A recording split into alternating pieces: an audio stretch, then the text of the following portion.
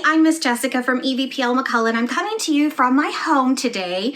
And today for Chapter Book Storytime, we are going to be doing something very new and very exciting.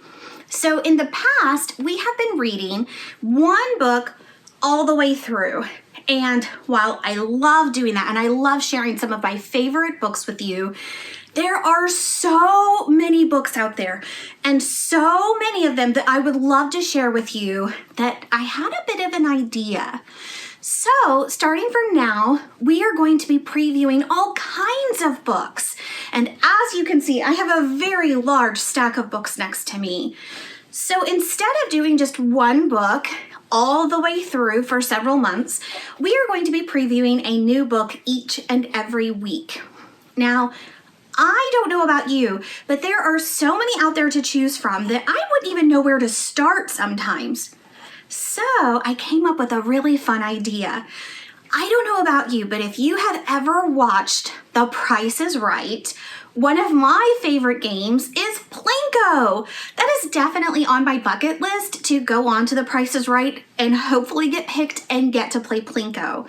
So when I saw this, I thought, one, I have to have it, and two, I bet I could have some fun with this in my library programs.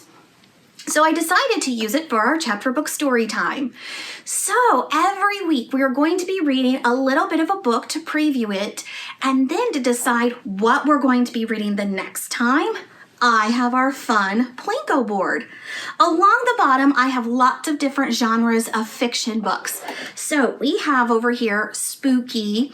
So that will be a good preview if we actually end up choosing spooky, that you'll know if it's not something that you want to listen to, maybe it's a little too much for you, you can always skip that week and come back. We have mystery, realistic fiction, adventure. Miss Jessica is in the middle. Now that means that I will pick a book that I have always wanted to read and just never had the opportunity. Science fiction, historical fiction, humor, and fantasy. Now, all of these are fiction genres. I did not choose any nonfiction just because nonfiction, while it is amazing, does not always tend to be linear, which means that it will tell us a story. And so that is a little more difficult because a lot of nonfiction books are factual and are set up so that you can choose where you want to jump to in the book to read about things that you're interested in. So while nonfiction is amazing, it just doesn't lend itself very easily to our genres. So we have fiction genres. So today we're going to start with a Miss Jessica choice because this will be our fun thing we do for next time. So today we're going to be reading The Strange Case of Origami Yoda by Tom Angleberger. I have been a Star Wars fan my entire life. My first cat was even named Princess Leia. So I have seen this book sitting on the shelf for years and have wanted to pick it up and read it. And I'm so excited that I actually have a chance to share this with you. So we're going to start today with a little bit of this book. And then at the end, I will use our Plinko board and drop a chip down from the top. It will come down and then tell us what genre we're going to be reading next time we get together. All right, so let's get started. All right, so we're going to be reading a little bit of The Strange Case of Origami Yoda.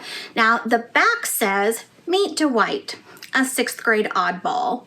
Dwight does a lot of weird things like wearing the same t-shirt for a month or telling people to call him Captain Dwight.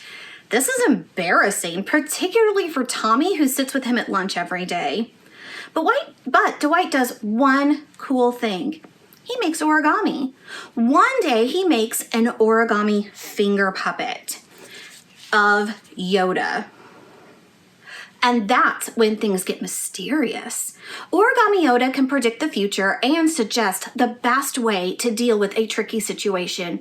His advice actually works, and soon most of the 6th grade is lining up with questions. Tommy wants to know how Origami Yoda can be so smart when Dwight himself is so clueless. Is Yoda tapping into the Force? It's crucial that Tommy figure out the mystery before he takes Yoda's advice about something very important that has to do with a girl. This is Tommy's case file of his investigation of the strange case of Origami Yoda. Now, I will tell you that throughout this book, there are some instances where they use the Yoda voice from Star Wars. I am not going to do that. If I tried to do that, it would be embarrassing for everybody. So I will try to do my best when it gets to that.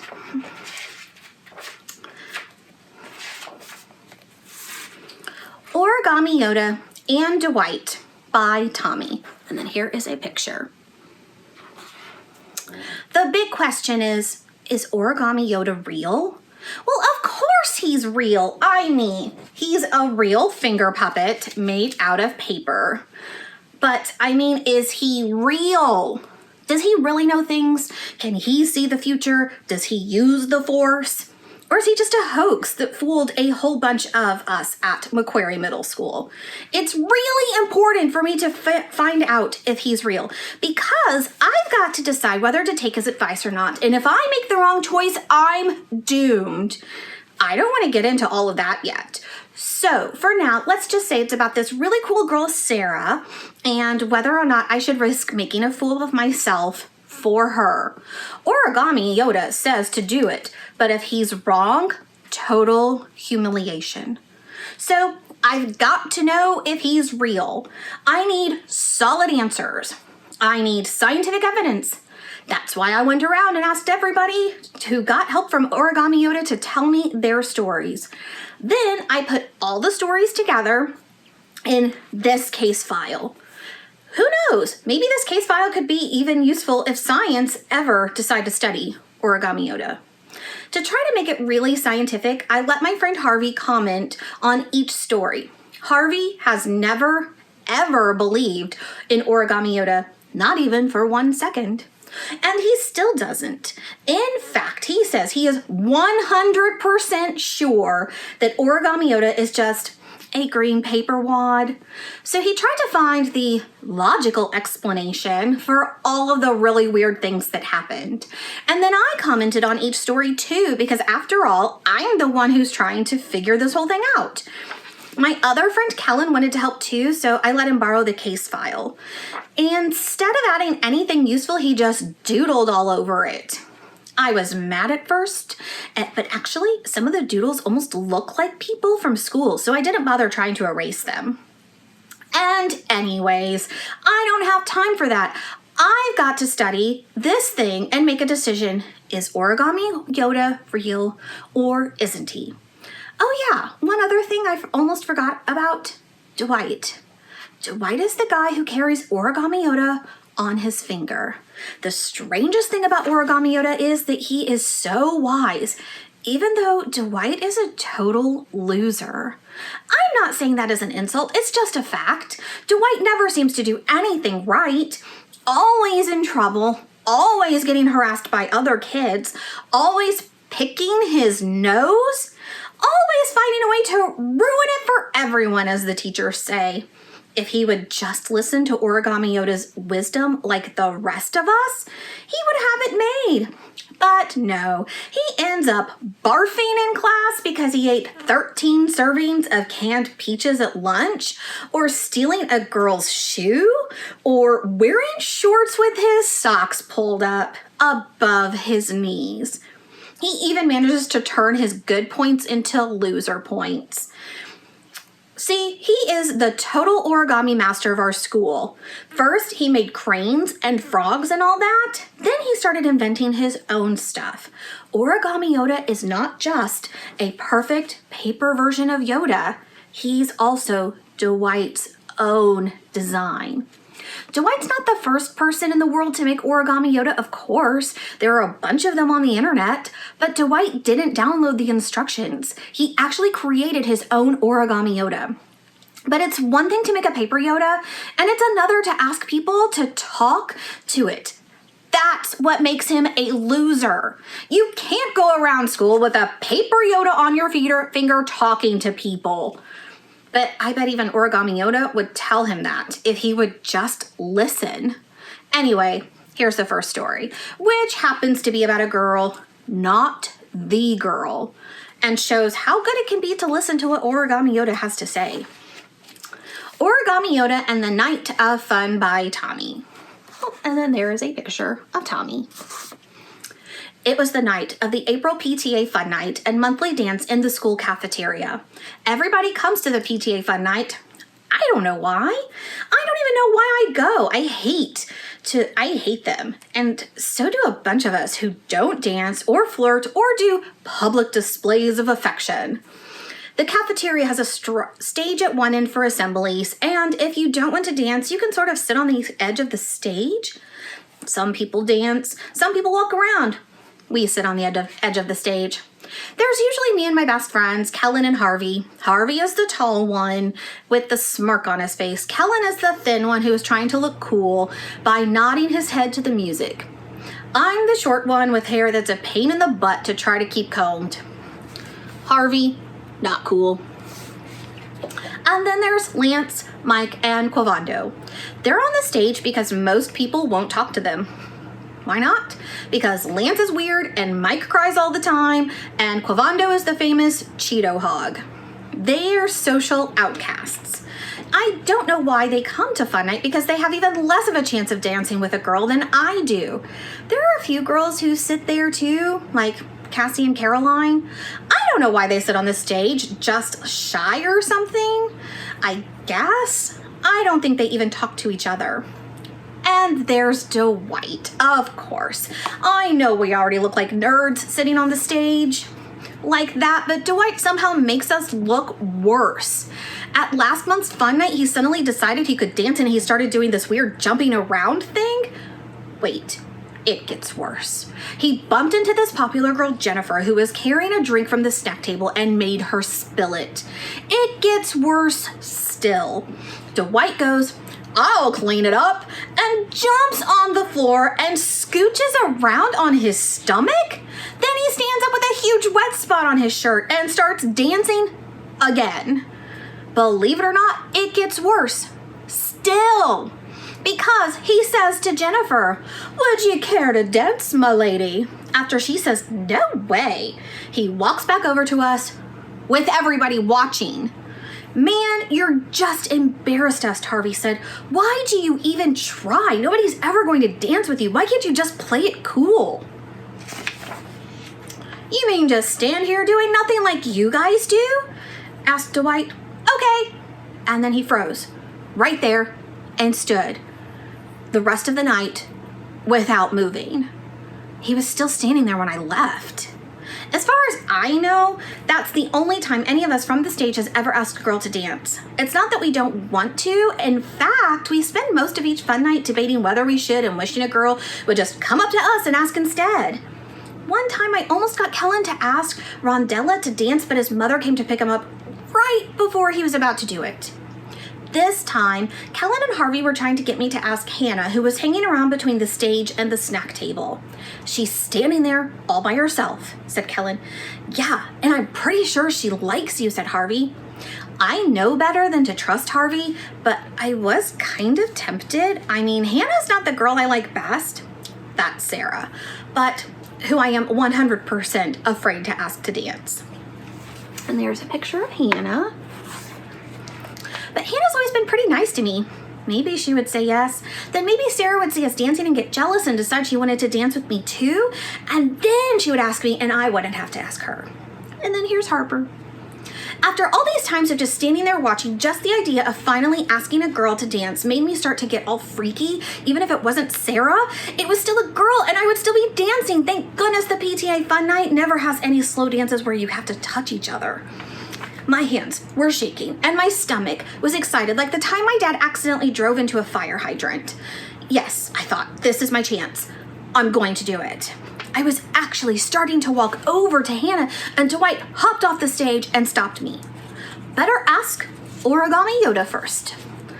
"Ugh, can you crawl back into your hole?" said Harvey. "Didn't you embarrass us all enough the last time?"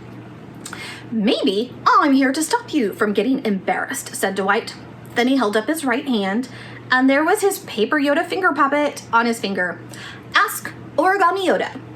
Now, we had all seen Origami Yoda before, but this was the first time Dwight had asked us to talk to it. It was a historic moment, but I didn't know it then. Would you put that away, hissed Harvey. You're making us all look like losers. Fine, said Dwight, and he started to walk away. I just thought Tommy needed some help. He needs all the help he can get, said Kellen. What's your advice? I don't have any advice, said Dwight. But Origami Yoda does. Then Dwight wiggled the finger puppet and made this weird squeaky voice. Rush in, fools do. Is that supposed to sound like Yoda? Said Harvey. That's the worst Yoda impression I've ever heard. Here's what Yoda sounds like. I'm not going to do that. And Harvey started repeating every Yoda line from every Star Wars movie, but Kellen and I ignored him and started trying to figure out the advice. Yoda always mixes up his words, I said, so I bet he really meant fools are in a rush. That makes it sound like I would be a fool to rush over there and ask Hannah to dance. Yeah, I agree, said Mike. He and Quavando and all the kids on the stage were listening. The whole thing was getting really embarrassing. Are you saying he shouldn't do it? Asked Cassie. I'm not saying anything, said Dwight. Origami Yoda is. This is the dumbest thing I've ever heard in my life, said Harvey, who had finally stopped his Yoda impressions. Tommy, if you missed Dancing with Hannah because of Dwight's green paper wad, then you're a super fool. Go do it. Just hold on a minute, I said. There's no need for me to rush over there. Oh, dude, you're just looking for an excuse to be a chicken, said Kellen, pushing me. Go ask her. Give me a minute. Just then, this 7th grader, Mark, who was about 2 feet taller than me, comes in and Hannah practically runs over to grab him and they kiss each other right there in the lunchroom, which is a public display of affection and totally against the rules and furthermore disgusting to watch. Ugh. Good thing you listened to Origami Yoda, said Dwight. Yes, it was a good thing. It was a great thing. Can you imagine if I had been asking her to dance when this big stud guy came along? Man, she would have knocked me down to get at him, and I would have been a laughingstock. Harvey would have been going wild with that big donkey laugh of his. Even Kellen would have been busting a gut. So, basically, Origami Yoda saved my butt. That's when I started listening to Origami Yoda, and eventually a lot of other people did too. Harvey's comment. Oh yes, I believe in Paper Wad Yoda. Woo! I believe he's real, actual, genuine piece of paper stuck on the end of Dwight's real, actual, genuine finger. And I believe Dwight is the real, actual, genuine biggest nut since Mr. Peanut. But I do believe there's something magic about Paper Wad Yoda? Of course not. That's stupid. Even the real Yoda isn't real. He's a puppet in some movies and just a computer thing in others. And even if Yoda was real, he lives in a galaxy far, far away. I think he'd have better things to do than tell Tommy not to make a fool of himself. Speaking of which, remember Yoda's advice? Rush in, fools do? That's not even a Yoda quote. My stepdad told me fools rush in is from a song Elvis Presley sang in the 1960s. My comment. Okay, Dwight is weird. I already said that, but his advice was really, really good. And Yoda's not a paper wad, he's an origami, and he really looks like Yoda. But I can't decide if Harvey is right or not. I mean, I don't actually believe in real magic, but Origami Yoda has done some pretty amazing things. Not long after he helped me, he saved Kellen from making a gigantic fool of himself.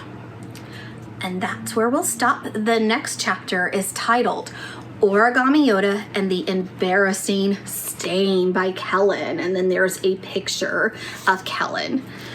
All right, so we're gonna stop there. And I will tell you that in the back of the book, there are some excellent directions on how to fold an Origami Yoda. And they go step by step. And that is where I found directions on how to fold my own your Origami Yoda finger puppet. And this book is not only available for you to check out from several of our locations, we also carry it as an ebook on both Hoopla and Overdrive and Libby by Overdrive. And also it is an e-audiobook. So there's lots of ways to access this book.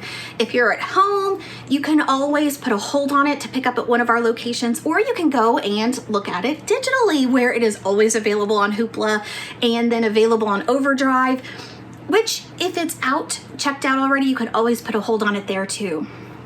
All right, so we're gonna pause for just a minute, and then we're gonna get our Plinko board, and then we're gonna see what are we reading next time. So I'll be right back. All right, so we have finished our first book that we are previewing, and hopefully it's something that's interesting to you and you would like to finish, and so you can always go and get your own copy to see what happens in the rest of the story. Okay, so now it is time to see what we will be reading next time. Now, this is a Plinko board that I bought in the store, and so I will tell you that sometimes when we drop the Plinko chip down, it just randomly will fly off. And so I do have a couple in my hand just in case the first one decides to like fly off the board. Now, the great thing about Plinko is that no matter where you drop it, it can always find its own path and go to somewhere that you didn't expect. But I am going to start it in the middle and we'll see where it lands.